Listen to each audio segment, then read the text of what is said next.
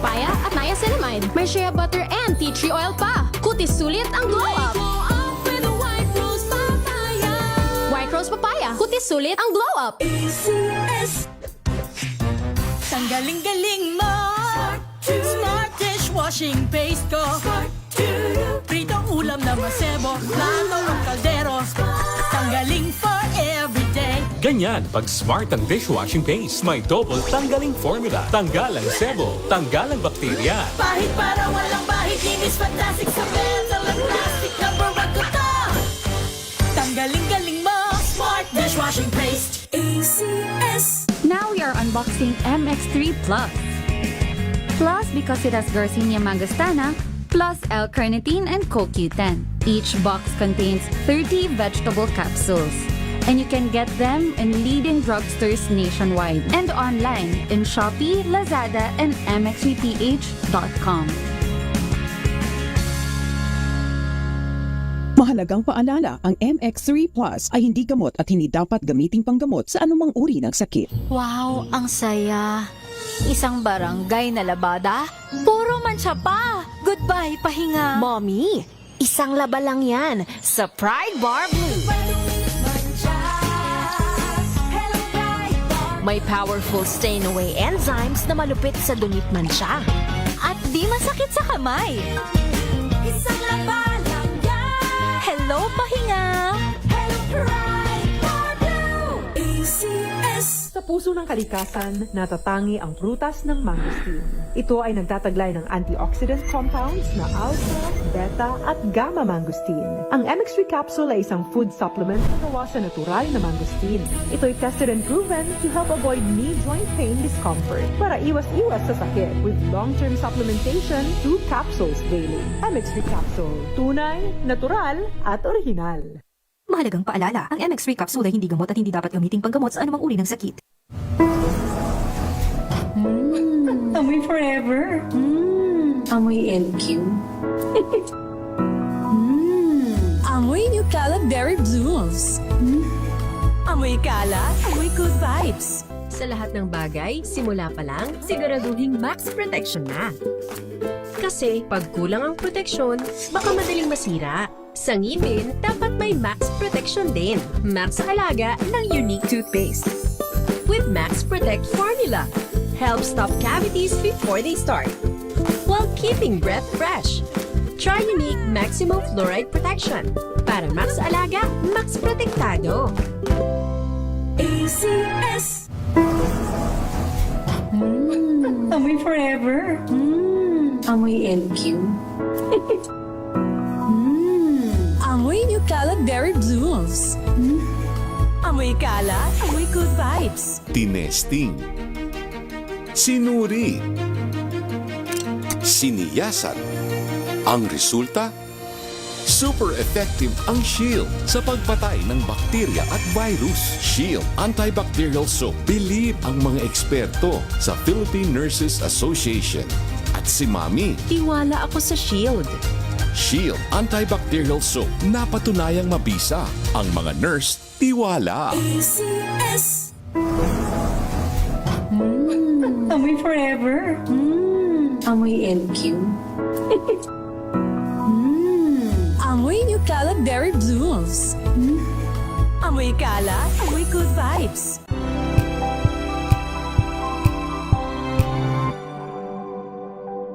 Curious ka ba sa maraming bagay? Kami na ang bahala dyan. Aalamin, tutuklasin at bibigyang linaw namin ang mga katanungang bumabagabag sa inyong isipan. Sa programa kung saan ang bawat sagot ay galing lamang sa mga eksperto. Ang Expert's Opinion, tuwing linggo alas 3 ng hapon, dito lang sa DZRH TV.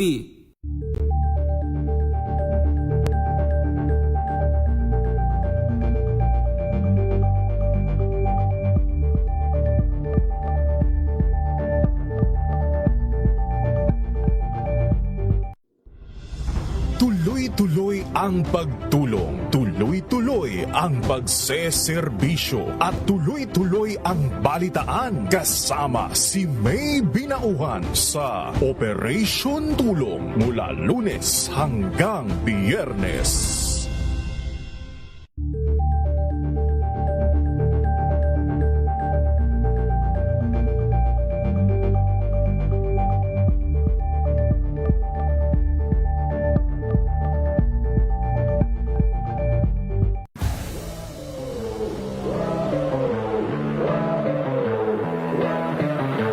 champion tayo this year. Pero after natin, the day niyan, after nun, di ba, competition, kinabukasan din na tayo champion.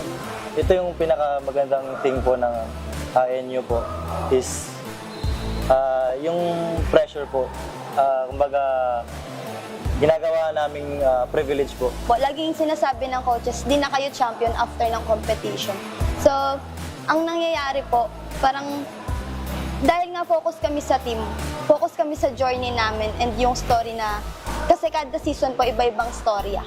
Hi, I'm BG. Hi, I'm Monmon. Hi, I'm Coach Nikki, and we are the NU Pep Squad. And we are inviting you guys to watch our interview in Matchpoint.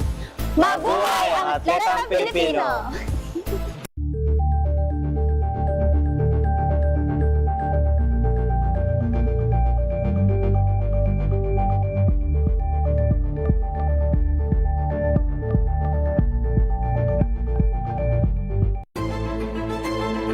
Pakikinggan ang bawat panig. When you fight for justice, think about the queer people. Kung hindi kami magkukwento, sino ang magkukwento para sa amin? Ang mga panawagan, ipababatid. Hindi talaga ito masusing pinag-aralan ng gobyerno. The women who are beaten and abused. It's time to listen to their voices. Hayan ang iba't ibang boses. Mga kwento mula sa iba't ibang anggulo. Dito lang sa Point of View. Mapapanood tuwing linggo, alas 12 ng tanghali sa DZRH TV.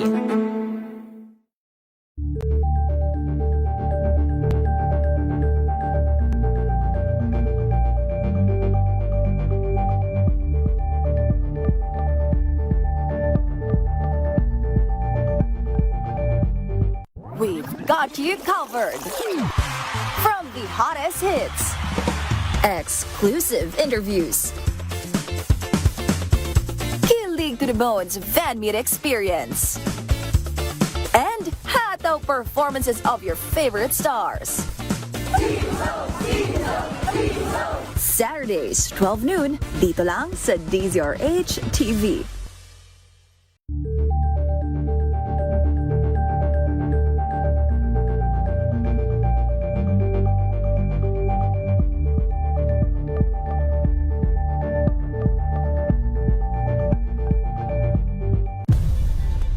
Nagsimula sa pangarap hanggang sa maabot ang tagumpay.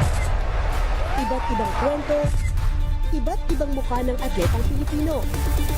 Mas pinatindi, mas pinalakas, at mas pinaaksyon sa Matchpoint tuwing Sabado, 12:30 ng tanghali sa DZRH TV.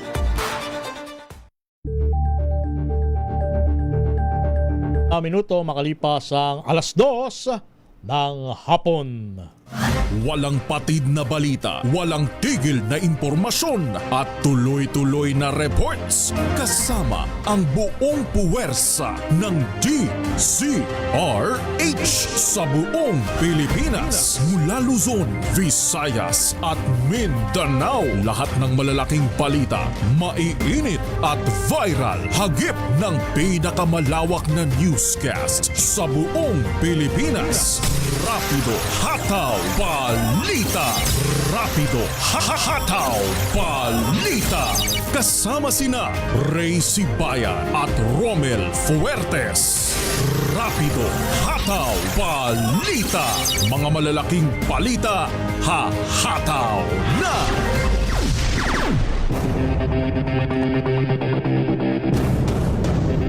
Araw tayo ng Huwebes, ikalima sa buwan ng Pebrero. Magandang hapon Luzon, Visayas at Mindanao. Welcome sa inyong programa, ang Rapido Hataw Balita. Tayo sumasa inyo tuwing araw-araw, maliban kung Sabado at Linggo. Umpisa alas 2 hanggang alas 3 ng hapon. Sa ngalan nila kay Ray Sibayan, ito ang inyong lingkod, si Romel Fuertes. At narito ang ulo ng mga balita. 14 na lugar sa bansa nakataas sa signal number 2 dahil sa bagyong Basyang. Pagpapalit na liderato ng Department of Tourism hindi na pag-usapan sa Malacanang. Senator Legarda, walang alam sa term sharing sa Senate presidency. 17 pantalan apektado ng bagyong Basyang, higit 1,600 pasahero stranded ayon sa Philippine Coast Guard. NBI pinagsusumiti ng supplemental information ng Interpol para sa red notice laban kay Zaldico. Investigasyon na pinagutos ng DAR sa umano'y talamak na land grabbing para sa mga lupaing ipinamimigay ng gobyerno sa Tarlac. 2 politiko sa Northern Luzon hinihinalang mastermind sa iligal na paggawa ng sigarilyo sa Pampanga. At 800,000 pisong legal na shabu masamsam sa bypass operation sa Iloilo City. Yan ang ating headlines at narito na ang detalye ng iba pang mga balita. Muli, magandang araw, Pilipinas! Lalo pang bumilis ang kilos ng bagyong Basyang habang papalapit sa Eastern Mindanao. Ayon sa DOST Pagasa, huli ito namataan sa layong 230 kilometro mula sa silangan ng Hinatuan, Surigao del Sur. Paglay nito ang lakas ng hangin aabot ng hanggang sa 65 kilometro bawat oras. Malapit sa sentro at bugsong aabot sa 80 kilometro bawat oras habang kumikilos pakanluran sa bilis na 25 kilometro bawat oras. Sa ngayon nakataas ang signal number 2 sa mga sumusunod na lugar.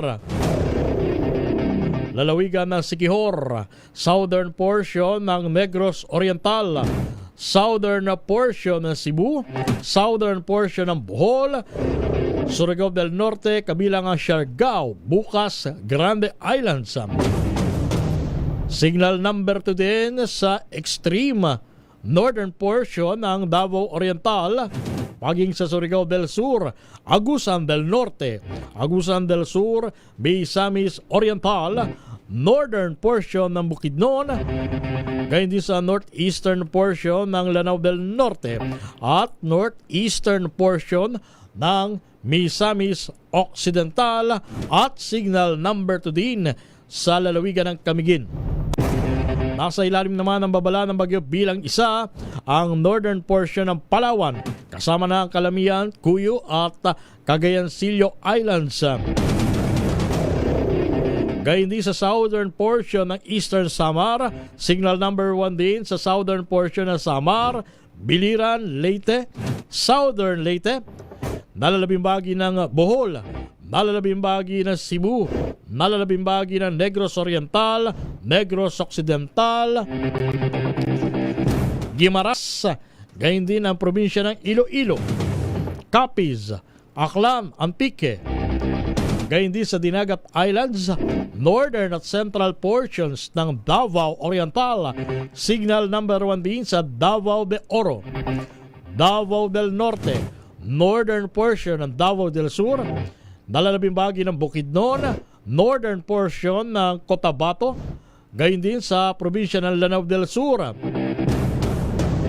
northern portion ng Maguindanao del Norte, nalalabimbagi ng Lanao del Norte, nalalabimbagi ng Misamis Occidental at signal number 1 din sa eastern at central portions ng Zamboanga del Norte, northern at central portions ng Zamboanga del Sur at northern portion ng Zamboanga, Sibugay.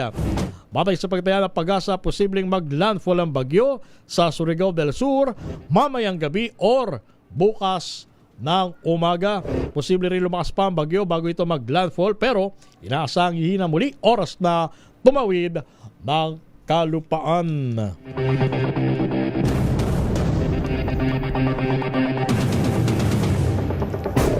Sa kaugnay na balita, apektado ng masungit na panahon dulot ng Tropical Storm Basyang ang 17 pantalan sa iba't ibang bahagi ng bansa. Ayon sa Philippine Coast Guard, mabot na sa 1,600 at 2 pasahero, driver at cargo helpers ang na-stranded sa mga pantalan hanggang kaninang madaling araw. Kasama din sa naapektuhan ng 240 rolling cargos, 10 sasakyang pandagat at 2 motor bangka. Bukod rito, nasa 66 na barko ang pansamantalang sumilong bilang pag-iingat sa malakas na hangin at alon na dala ng bagyong Basyang. Patuloy naman ang pagbabantay ng PCG sa sitwasyon at sa mga posibleng epekto ng masamang panahon sa mga biyahe sa karagatan. 17 minutos, makalipas ang alas 2 ng hapon. Sa ibang balita naman, bumilis sa 2% ang inflation rate ng bansa nitong buwan ng Enero. Ayon sa PSA, Philippine Statistics Authority, mas mataas ito kumpara sa 1.8% na naitalang inflation rate noong December 2025. Gayunpaman, mas mababa ito sa naitalang 2.9% sa kaparehong buwan noong taong 2025. Kabilang sa mga pangunahing dahilan ng pagtaas ang mas mataas na upa sa pabahay, utilities tulad ng tubig, kuryente, gas at iba pang basic commodities.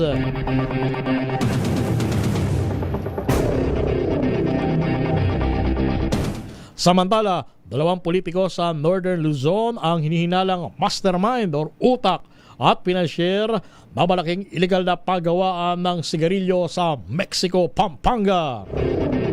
Hindi na nagbanggit ng iba pang detalye si DILG Secretary John Vic Remulla tungkol sa pagkakakilanlan ng 2 tinutukoy na politiko. Sa ikinasan raid, 6 na Chinese nationals ang naaresto habang 65 Pinoy ang nailigtas dahil sa umano'y sapilitang pagtatrabaho. Samantala, bukod sa 2 politiko, 4 na incorporators ng kumpanyang Samyang Global ang makakasuhan ng agricultural smuggling at human trafficking dahil sa malapogo na pagkulong sa kanilang mga trabahante. Matay sa intelligence ng DILG, 10 pang ibang katulad na pagawaan ang iligal na nag-ooperate sa iba pang panig ng ating bansa. Standby Marinlet Narciso, pinaimbestigahan na ni Agrarian Reform Secretary Conrado Estrella ang katotohanan sa likod ng aligasyon ng talamak na land grabbing. Ito'y kasunod ng ulat ng grupong United Filipino Against Crime and Corruption o UPAC na hawak na ng isang mambabatas ang daan-daang hektarya sa Kapas, Tarlac. Sa ilalim ng Special Order Number 67, inatasan ni Secretary Estrella si DAR Region 3 Director Ed Luna na alamin ang buong detalye at magsumite ng report sa loob ng 15 araw. Binigyan din ni Estrella na hindi nila kukonsintihin ang anumang pang-aabuso sa ilalim ng DAR at sa mga magsasaka. Tatanggalin na ng Department of Education ang mga polisiya na nagresulta ng tila mass promotion sa mga estudyante. Sa panayam ng DZRH 2x2 program, sinabi ni Education Secretary Sani Angara na alisin na ang tinatawag na transmutation policy na bahagi ng grading rules sa K-12 curriculum. Hit ng kalim, hindi angkop ang pangkalatang sistema lalo na sa international assessments ng transmutation. Sinimulan din anya pagbabawal sa mga guro na sila rin ang magsilbing tutor sa mga estudyanteng kanilang tinuturuan. Sa oras na 20 minutos makalipas ang alas 2 ng hapon, labas tayo ng ating impilan. Pagpapalit ng liderato sa Department of Tourism, hindi daw na pag-usapan sa Malacanang. Naroon na ating kasamang si RH number 14, Marinlet Narciso. Marinlet, magandang hapon. Sa Malacanang ang anumang pagpapalit sa liderato ng Department of Tourism. Subong ito ng palasyo matapos kumalat sa social media ang balitang papalit umano kay Secretary Cristina Gasco bilang DOT Secretary si Patrick Gregorio. Si Gregorio ay kasalukuyang chairperson ng Philippine Sports Commission. Ayon kay Palace Press Officer Claire Castro, walang talakayan sa palasyo tungkol dito. Una lang sinabi ng Malacanang na hindi na magpapatupad ng balasahan sa hanay ng gabinete ng Pangulo. lumutang ang umani pagpapalit ng liderato sa DOT, makaraang umani ng batikos online si Secretary Frasco dahil sa anilay labis na pagbalandra ng kanyang mga mukha sa tourism promotions. So safe na, Marinlet. So safe na si Secretary Frasco sa anumang paggalaw sa gabinete kung meron man. Wala daw. Okay. Okay, maraming salamat. Dito sila Narciso para sa DZRH. Una sa Pilipinas, una Filipino. Maraming salamat, Maringlet Narciso. Samantala, Senator Lore Legarda, walang alam sa term sharing sa Senate presidency. Balita mula sa Senado, RH number 28, Paring Raymond Paas. Paring Raymond. Paring Romel, itinanggi ni Senator Loren Legarda na may napagkasunduan na makasapi ng majority block sa Senado para sa term sharing nila ni Senate President Vicente Tito Soto III bilang Senate President. Ayon kay Legarda, kailangan pa niyang personal na kausapin si SP Soto hinggil dito dahil wala umano siyang alam. Sabi ng senador, ang report ng Senate Blue Ribbon Committee ang siyang kanilang pinag-usapan sa Senate Lounge kahapon at hindi tungkol sa pagiging Senate President. Wala itong malinaw na sagot sa tanong kung totoong inialok sa kanya ng minorya ang Senate presidency na unang kinumpirma niya na Senate President Soto at Senator Ping Lacson na si Legarda ang hinimok ng minorya para iupong Senate President. Sa larawan nila sa caucus na inilabas ni Senador Kiko Pangilinan sa kanyang Facebook page, nilagyan niya ito ng caption na power sharing. Kasunod nito ay may pronouncement si SP Tito Soto na plano nilang iupo bilang Senate President si Senator Loren bago matapos ang 20th Congress sa 2028. Narito si Senator Loren Legarda. SP before your term ends. Your question was the statement of the Senate President, Yes, Tito Soto. I have no idea. I have to ask him what he meant. Opo. Yun na muna siguro. Sige. Yes. So yung kahapon walang naganoong na pag-usapan sa lounge, ma'am, sa inyo ng majority block. Wala pong ganon. Yung kahapon sa lounge? Opo. Hindi. It was a meeting, I think, about the Blue Ribbon Report. Okay. Yeah. Ang bahagi ng aming panayam dito sa Senado kay Senador Loren Legarda. Ito si RH28, Raymond Advance para sa DZRH, una sa Pilipinas, una sa Pilipino. At sa mababang kapulungan ng Kongreso, suspended Representative Kiko Barzaga ng Cavite. Makikipaglaro sa kanya mga alagang pusa at aso habang hindi pinapayagan na makadalo sa Kamara. So yan ang kanyang reaksyon, tama ba? Manang Milky Rigunan, dahil in-extend yung suspension order sa kanya ng Kamara. Manang Milky Rigunan, sa detalye. Manang Milky. Romel, chill lang sa Representative Kiko Barzaga ng 4th District ng Cavite matapos ibaba kahapon ang naging desisyon ng plenaryo sa panibagong 60-day suspension laban sa kanya. Nang tanungin kung ano ang gagawin niya habang suspendido at bawal pumunta ng Kamara, sinabi ni Barzaga na makikipaglaro siya sa kanyang mga alagang pusa at aso. Kilala si Barzaga bilang pet lover, kaya meron siyang bansag bilang Kong Meow. Narito si muling suspended Cavite Representative Kiko Barzaga. Kung what do you intend to do for the next 60 days kasi effective immediately yung suspension nyo? Play with my cats and dogs. Maglalainan po ba kayo? Una rito, sinabi ni Barzaga hindi sa apektado sa panibagong 60-day suspension na itinataw laban sa kanya at naiintindihan umano siya ng kanyang mga kababayan sa ika-4 na distrito ng Cavite sa malayang pagpuna sa mga ganap sa Kamara at sa gobyerno.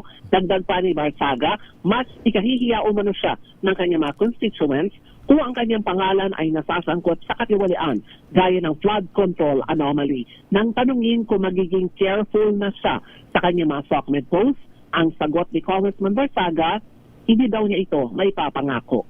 Ako si Milky Rigunan nagulat para sa DZRH, una sa Pilipinas, una sa Pilipino. Maraming salamat, Manang Milky Rigunan. 10 pang iligal na paggawa ng sigarilyo sa bansa, target sa lakayin ng PNP at na Bureau of Customs. Ibalita mo yan, RH number 52, Edniel Parosa. Edniel. Malaki Romel, hindi natatapos sa Mexico, Pampanga Ang pagbaklas ng gobyerno sa illegal na paggawa ng sigarilyo nagdudulot ng multibilyong pisong economic sabotage sa bansa. Sabi ng Interior Secretary John Vic Remulla, 10 pang pabrika sa iba't ibang bahagi ng kapuluan ang target malansag ng otoridad sa mga susunod na araw kung hindi man susunod na linggo. Ginawa ni Remulla ang pahayag kasabay ng inspeksyon sa warehouse ng nirentahan ng Samyang Global Corporation upang mag-produce ng hindi deklaradong sigarilyo. Naaresto rito ang 6 na nagpapakbong Chinese nationals habang narasyo naman ng 65 Pilipinong inaagrapyar sa empleyado ng lugar. Batay sa intel ng kalihim, 2 politiko sa Northern Luzon ang nasa likod ng operasyon sa Pampanga. Dahil sa benta, umawit na umano sa 10 bilyong pisong halaga ng smuggled at illegal cigarettes ang nakikita ng Philippine National Police at Bureau of Customs mula pa lamang nitong buwan ng Disyembre. Ani Remulla, manufacturing na ng sigarilyo ang diskarte ng mga sindikato dahil hirap silang makalusot ngayon sa mga pantalan. Pakikita natin ang kalihim. We suspect there are 10 other manufacturing sites all over the country. The intelligence na kami at routine na namin nilalapitan. Pero it will come in the next few days or next few weeks. Makukuha na namin lahat yan. Ang tinig ni Interior Secretary John Vic Remulla. Ako si Edniel Parrosa, nag-uulat para sa DZRH. Una sa Pilipinas. Edniel. Una sa Pilipinas. Edniel, Yes, Laki Romel. yung bang 2 politiko sa Northern Luzon na tinutukoy ni Secretary Remulla na utak sa illegal na paggawa ng sigarilyo sa Pampanga, nabanggit niya ba kung anong lalawigan sa Northern Luzon? Hindi Hindi. hindi na nabanggit nung namin pero nadulas siya Laki Romel na kongresista ang kanyang binabanggit. Kasi doon sa doon sa norte sa amin open secret na yan kung sino yan tinutukoy niya. Kahit sinong mga magtatabako doon. Alam na kung sino ang ang kumu-corner sa mga alam mo na, yung mga tabakuhan, kilalang kilala na. Hindi ba? Oo, saka talagang sabi mo nga open secret talagang yung kahit na yung mga raw material dito lang din dyan lang din sa katabing mga lalawigin sa taas nakuha. Problema dito Laki Romel, dito sa na-discover nila ala po style yung human trafficking kasi ibang usapin yung economic sabotage, ibang usapin din yung illegal detention sa mga worker at hindi mo sahuran ng maayos. Yun yung na-discover dito ng PNP-CIDG katuwang ng Bureau of Customs. Ngayon, pagka yan ay pinangalanan na, alam mo ang magiging sagot niya. Pinupolitika lang kami. Pinupolitika lang ako. Ang tingnan mo, pustahan tayo pagka tinukoy yung pangalan niya. Yun ang idadahilan niya. Politika lang yan. At sana nga mapangkalanan at hindi lang matapos sa pagpapamedya ng intel na yan at makasuhan din. At saka sa isang banda, unfair din naman sa mga politiko sa norte. Sino ba yung tinutukoy? Baka ako yun, hindi ba? Kaya dapat sa bahagi ng kalihim kapag natapos ang investigation, daling sa tamang forum at sa gayon malabanan pa ng kung makasagot ng tama itong mga aakusahan niya dahil tama ka Laki Romel, doon ang mangyayari dyan damay na lahat ng kongresista dyan sa Northern Luzon dahil dito sa allegation ng kalihim ng Department of the Interior and Local Government. Okay. Yun ang sitwasyon. Tapos ang raid inspection sa Mexico, Pampanga, kasama ang first tayo sa DZRH News. Ako si Edniel Parrosa, DZRH. Una sa Pilipinas, una sa Pilipino. Thank you, Edniel. Samantala, NBI pinagsusumiti pa ng supplemental information ng Interpol para sa Red Notice laban kay Zaldico. RH number 15, Giselle Ricafort. Giselle. Lakay Romel, pinagsusumite ng Interpol ang National Bureau of Investigation ng supplemental document bago hatulan yung hiling na red notice laban kay resigned Congressman Saldico ng Ako Bicol. Ayon kay NBI spokesperson Palmer Malyari, sumulat yung notice and diffusion task force ng Interpol sa Philippine Center on Transnational Crime. Binigyan niya yung bureau ng hanggang Pebrero 11 para magbigay ng karagdagang dokumento na magmumula sa DOJ, Ombudsman, gayon din sa Sandigan Bayan. Sa pagtatanong ng DZRH, sinabi ni Malyari na hindi naman kulang yung una na nilang isinumiteng dokumento at bahagi talaga ng proseso yung paghingi nito ng supplemental information. Pagpapakita lang niya ito na pinag-aaralang maigi ng Interpol yung hiling na red notice laban kay Ko na mahigit 2 buwan ng nakinding o mula pa noong November 23 ng nakalipas na taon. Pakinggan natin. We would not say kulang kasi standard lang naman yung submissions eh. When you apply for a red notice, meron naman checklist na tinitignan lagi ang ating International Operations Division eh. So, minsan pag na-complayan mo yan, sabit na kami. Pero because this is a very complicated case, kaya hindi natin maiiwasan na baka may additional na hinihingi. Hindi kami, we wouldn't be able to give the details na hindi tinatouch yung merits ng kaso eh. Ayaw naman namin itouch yung merits. Sabi pa ni Malyari, oras daw na maaprubahan, ipadadala yung red notice sa lahat ng member country para ipaalam na may arrest warrant na si Ko na issue ng local court. Ang makatutuntun anyang jurisdiction sa dating congressman, maaari nang makipag-ugnayan sa gobyerno ng Pilipinas para maiproseso naman yung extradition. Ito si Giselle Ricoport para sa DZRH, una sa Pilipinas, una sa Pilipino. Kampo naman ng prosekusyon sa kaso ng flood control project anomaly sa Oriental Mindoro, pinagmulta ng Sandigan Bayan ng tama ba, 1,000 pesos? Val Gonzales, ibalita mo yan. Val? Tama, 1,000 pisong ano ba yan? multa. 1,000 pisong multa ang ipinataw, Romel. Grabe ng naman. 6 Division ng Sandigan Bayan sa panig ng prosecution.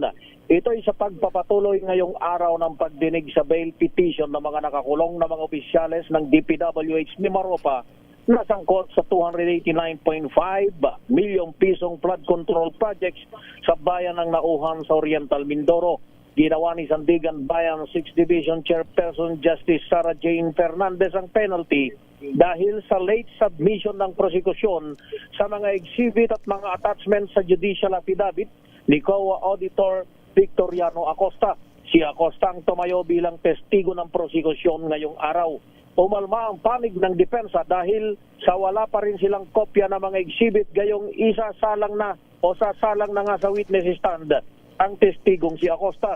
Sa pagdinig, dismayado mga justices ng Sandigan Bayan dahil una na nilang binigyan ng deadline ng prosekusyon na isa pinalang listahan ng kanilang mga testigo, maging ng kanilang ihaharap na mga ebidensya, pero bigong mag-comply ang mga ito. Katwiran ng prosekusyon, mali raw ang kanilang na-scan at naipadalang dokumento sa defense team kung saan kabilang din sa mga akusado ay si dating Ako Bicol Party List Congressman Zaldico. Gayon pa man, ay natuloy din ang pag-upo sa witness stand bilang testigo si Acosta sa umano'y manumalyang flood control projects.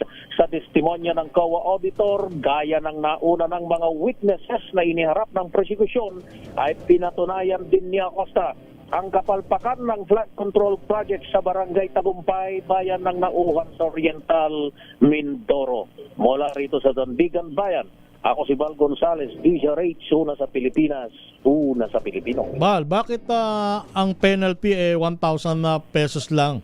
Samantalang pinag-uusapan dito daan-daang milyong piso, hindi ba? Procedural lang naman yon. Yung Kaya nga, kumbaga, internal lamang yon na Romel, pero iyon ay malaking puntos laban dun sa prosecution dahil ang pagkakatanda ko, Romel, noon pang January 19 ay binigyan na sila ng deadline. Doon pa lang sa sinagawang pre-trial noon, ilang araw na pre-trial, pinag-usapan at pinagkasunduan na kung ano yung, kung sino yung mga yahan at maging yung kanilang mga judicial affidavit, pero hindi nagko-comply ang prosecution. Sa madalit salita, nagkaroon ng negligence on the part of the prosecution. Tama ba?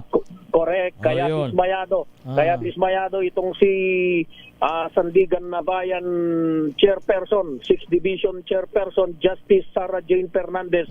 Kaya't nagpataw ito ng 1,000 penalty. Puntos yun na malaki dun sa panig ng prosekusyon. Okay. Sige, maraming salamat, Val Gonzales. Sa oras na 37 minuto, makalipas ang alas 2 ng hapon, 2 lalaki natakas sa kaso, arestado sa magkakaiwalay na lugar sa Caloocan at Valenzuela City. Balita maya na reach number 27, Mr. Noche Kakas. Mr. Noche.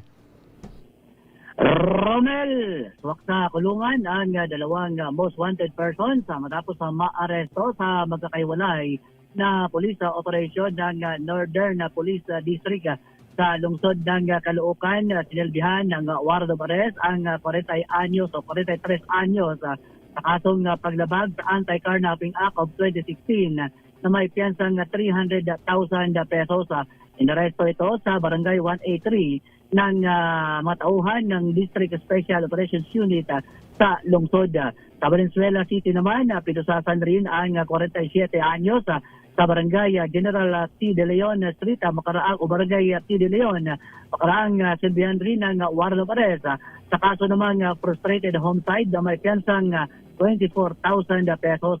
Natunton ng lungga ng 2 na arestong wanted sa pinaigting na intelligence operation laban sa mga kriminal na nagtatago sa batas. Arit sa 27, nasikaka sa DZRH, una sa Pilipinas, una sa Pilipino. Thank you. Salamat, Noche Kaka. Samantala, mga tauhan daw po ng traffic management sa Caloocan, binalaan daw po ng kanilang hepe, kaugnay po ng pangungutong o lagay na kapalit ng areglo. Report mula kay RH23, Edwin Duque. Edwin. Tama na kayo dahil dyan ay biglang na nagkaroon ng surprise section itong si Engineer Joe Fernando, ang ito na napabisiten tapos management department sa Caloocan. Ito sila yung mga nasa unang batch sa North Caloocan upang pinagsabihan ito tungkol doon sa pagganap o pagtanggap ng mga suhol o kotong kapalit ng areglo. Naigpit anya babala nito na walang warning sa mga susunod na masasangkot sa pangungutong. Nag-inspeksyon din siya upang masiguro kung tama din yung kanilang presentable ng kanilang uniforme, ang itsura ng mga uniforme habang suot nito at kung sila nagpapatupad ng batas trapiko. Bakit na may mga nasita sa pagsusot din ng mga kupas na uniform, dugyot na vest, malit pantalon at sapatos at pagbabawal din sa mga bulsa na pwedeng ipitan ng kotong. Kasabay din ito ang pag-distribute ng mga bagong uniforme galing naman dito kaya mayroong alumalapitan upang makita yung mga importer na kagalang-galang at dapat respetuhin. Patya, tiniyak nito na walang dapat nagugutong dahil pataman daw ang kanilang sinasahod. Responde pre, ang hindi kinagulat sa DZRH sa Pilipinas, una sa Pilipinas. At sa ating pagbabalik, Ratchada Probinsya. Oras muna natin, alas 2:39 ng hapon. Ang oras na yan ay hatid sa inyo ng Champion Detergent. Tapat